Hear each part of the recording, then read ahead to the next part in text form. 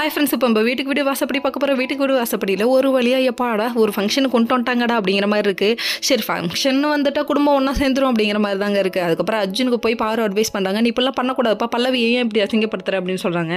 இப்படிலாம் பண்ணவ தானே, அவளுக்கு இதெல்லாம் தேவை தான் அப்படின்னு சொல்கிறாங்க. இல்லைப்பா, தப்பு பண்ணால் மட்டும் தண்டிக்கணுப்பா, இல்லைன்னா பண்ணக்கூடாதுப்பாங்கிறாங்க. இவங்க நீதி நேர்மப்பாப்பா அப்படித்தான்ப்பா பேசுவாங்க அப்படிங்கிற மாதிரி இருக்குது. சரின்னு கோயிலுக்கு கூப்பிட்டு வராங்க. கோயிலுக்கு கூப்பிட்டு வந்து தாலி கயிறு மாற்றோன்னு சொல்லிட்டு வந்து உட்காந்துருக்கும் போது பயங்கர ஷாக்கு எல்லாருக்கும். என்னன்னு பார்க்குறீங்களா, அஜய் அப்படின்னு சொல்கிறாங்க. அஜய் எப்படா வந்து நல்லா இருக்கேன்னு வீட்டுக்கு பெரிய பொண்ணு கேட்க அப்படின்னு முறைக்கிறாரு. மீசக்கார நண்பா, உனக்கு ரோசம் அதிகம்டா அப்படின்ற மாதிரி இருந்தது. டெரரா கூடாதுப்பா, நான் பார்க்கலப்பா அப்படின்ட்டாங்க.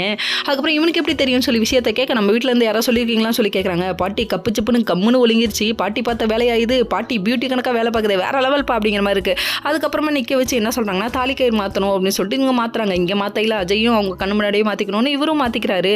எங்களுக்கு யாரும் பெருசாக இல்லைங்க, இப்போதைக்கு இவங்க தான் ஆசீர்வாதம் பண்ணணும் அப்படின்னு சொல்கிறாங்க. சொன்னதுக்கப்புறமா இவங்க என்ன பண்ணிட்டாங்க, இவங்களுக்கு தான் பல்லவி வாழ்க்கை சரியாகணுங்கிற ஒரே காரணத்துக்காக இவங்க 8 பேருக்கு வந்து தாம்பலம் வச்சு கொடுக்கணுமே, அதனால இவங்க என்ன பண்ணிட்டாங்கன்னா 7 பேருக்கு வச்சு கொடுத்துட்டாங்க. 8வது ஆள் யாருப்பா, யாரும் இல்லையா அப்படின்னு சொல்லி பார்த்துக்கிட்டே இருக்க டைமில் யார் இங்கே இருக்கா, பாட்டி வேக வேகமாக வந்து இழுத்துட்டு வந்து நிற்க விடுது. அஜயோட பொண்டாட்டி நிற்க வச்சு ஆசீர்வாதம் வாங்க வச்சிருச்சுங்க அப்படிங்கிற மாதிரி இருக்கு.